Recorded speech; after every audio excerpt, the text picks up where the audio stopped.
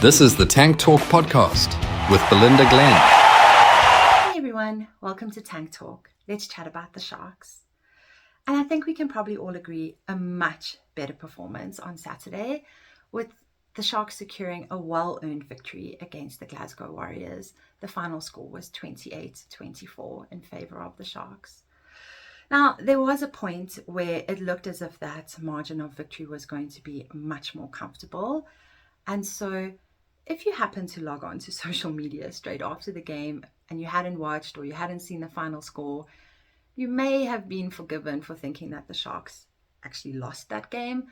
Such was the overwhelming amount of negative sentiment around the last few moments of the game. But we'll get into that later. Let's first talk about the good stuff. And I think we probably knew that this was always going to be a tough battle. It was always going to be a tightly contested game and a relatively evenly matched game as well, which the stats will back up. Both teams really brought out the big guns. They both were pretty much laden with internationals. I think the Glasgow Warriors had something like 16 players in the match day 23 that play for Scotland as well, and another one or two who I think play for Australia and Argentina. And then, of course, as expected, the Sharks brought back a lot of their Springboks, which was great because it means that the team that was on tour got to rest a bit. But they had 14 Springboks in the match day 23, so it really was kind of a preview of the upcoming test match next month. But that also meant that both sides had a lot of changes to their teams. The Sharks also only got to practice together as a team for the first time on Wednesday before the match. So it meant that it took both sides a little bit of time to settle, to really get into it. The first half, which ended 15-12 to the Sharks, was kind of stop and start. But once things did get flowing, one of the key features of the game was really the aerial battle. And when I say that Aphelele Fassi just shone in this game, it was just such a joy to watch. And I think we have to, and I know it's been said all over the place, but I think we really just have to give him so much credit for taking on board the feedback he got on the things that he needed to work on that were keeping him out of the Springbok setup for a couple of years. You know, he's always done well for the Sharks, but he kind of hadn't stepped up to test rugby level at one point. But he took that feedback on board, and he had a great season so far this year with the Springboks, and he's just continued that sublime form into this game on Saturday. He really worked on the things that they were concerned about, and we saw that in his defensive effort, in the tackles that he was making, and in his incredible contesting under the high ball. And of course, we also saw his usual natural athleticism. I think also probably one of my favorite moments of that game on Saturday was just the rugby IQ that he showed with that quick tap and go try. Pretty sure if you haven't seen it, it's definitely in a highlights package somewhere. Possibly one of the most deceptively simple tries he'll ever score, but it really took a lot of quick thinking and the vision to realize that he could take the tap and go there, and that he would be able to score the try before Glasgow Warriors had even had a chance to set up their defense. So it was so wonderful to see. And I think there was also just a lot more urgency in this game compared to what we saw the previous week. Now, obviously, that's partly due to the difference between like fatigued players and fresh legs. I think also Evan Etzebeth, as captain and also just as a player, was the driving force behind a lot of that urgency. He was all over the place, as he always is, had a really great game. Possibly forgot momentarily that he was the captain when he got involved in that scuffle, which is maybe not ideal, but anyway, never mind. But I think there were so many players that had good games, and a lot of the returning Springboks were amongst them. I'd say Makazole Mapimpi also had a fantastic game on Saturday, also really showing some good understanding of the laws and making sure that he was performing well. Oxenchair, of course, always phenomenal in the scrum, and that's one thing that we've spoken about previously. The scrum was misfiring badly in the game against Benetton.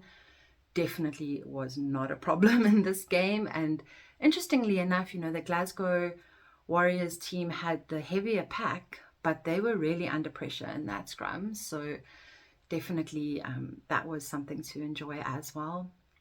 And so, the Sharks certainly in the second half seemed to be more in control of the game. They also made Glasgow Warriors pay for their bad defense. They will certainly rue that yellow card that they gave up due to a high tackle, because they conceded 10 points in those 10 minutes. And so it looked as if it was going to be a really comfortable victory for the Sharks. At that stage, it was 28-12. Glasgow Warriors were threatening, but the Sharks really seemed to be in control of the match. And so I absolutely do understand why people were disappointed that in the final couple of minutes, literally the final couple of minutes, they let in 2 quick tries. Not only did they let in 2 quick tries, they allowed Glasgow Warriors to get not 1, but 2 bonus points as a result, which is obviously not what you want. I do think that because of the horrible season that we had last year, we've kind of fallen into the trap of focusing on the negative. It's almost like a defense mechanism, maybe. It's like a little bit of PTSD going on. But I think we also just have to, I'm not saying don't criticize them when it's due, but I think we have to take our moments to celebrate the victories as well, because this was a team that was a really good opponent, and they were pretty evenly matched, also full of international players, champions in the last season, doing really well. It's not unreasonable to have a tight finish against a team like that. But of course, the way it ended is not what anyone wants to see. So 79th minute, they scored their first try of the second half, which was their 3rd try in the game overall. That try came as the result of probably a series of silly penalties, which allowed them to get downfield and score off a line out. Was the line out straight? We won't dwell on that. It was a good try. And so that was a pity, but it wasn't the end of the world. They didn't manage to convert that try, and so they still hadn't even made the losing bonus points at that stage. Then the hooter went, and I think that was the piece that I was disappointed in, because after the hooter went, it was as if there was just a little lapse in concentration from the Sharks, and that led to some defensive gaps. Then there were some missed tackles, and so in Glasgow Warriors went for their 4th try, which was converted, and they obviously then got 2 bonus points because they finished within 7 and got 4 tries, whereas the Sharks only got 3 tries, so no bonus point for them. Obviously, you want to end on a high note, and that's not it. You also don't want to give a team like Glasgow Warriors, who always do really well, you don't want to give them bonus points to help them climb the table. And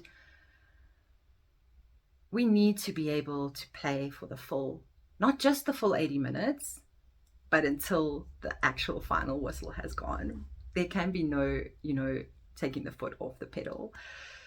That being said, I think there's no harm in still being happy that the team won. I think we need to have our moments of being happy and then look at the work-ons. And I'm sure the team is doing the same thing. The players themselves admitted that they knew after the match and the post-match interviews, they knew it was not a perfect performance, but still a victory to be proud of. And I think we should celebrate that. They will certainly be looking to this weekend's game against Munster as one that they should target to get a good win in. They'll want to be able to be a lot more composed in this game. And that should be easily doable. They'll have had lots more time together, depending on who John Plumtree selects for the game. Pretty sure he's not going to make too many changes, but you never know. They'll definitely want to get a good win against Munster. Munster themselves have not been having the season of their dreams so far. They've only won 2 out of 5. Lost their last 2 against the Stormers and against Leinster, and then also lost against Zebra. So they obviously are going to want to bounce back. They have a good track record in South Africa. They're going to want to win against the Sharks in this game.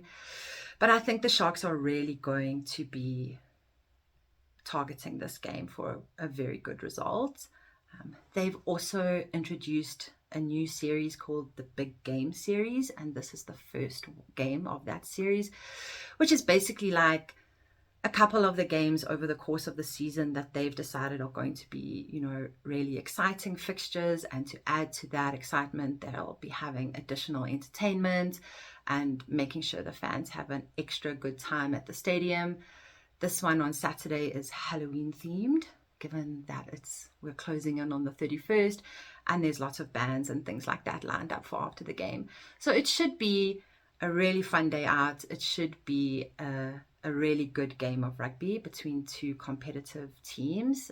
If you're in the area, you should definitely get yourself to the stadium and show the boys some support. I'm sure they would appreciate it. I unfortunately will be watching in a whole different time zone, but I think it's going to be an excellent game, and I think let's get behind them. Let's, by all means, give constructive criticism, but let's also celebrate the victories. But I'm keen to know what you think. Should we be panicking over that last minute hiccup, or should we be just taking the win and being glad that we beat the champions? Let me know what you think. Until next week. This is the Tank Talk podcast with Belinda Glenn.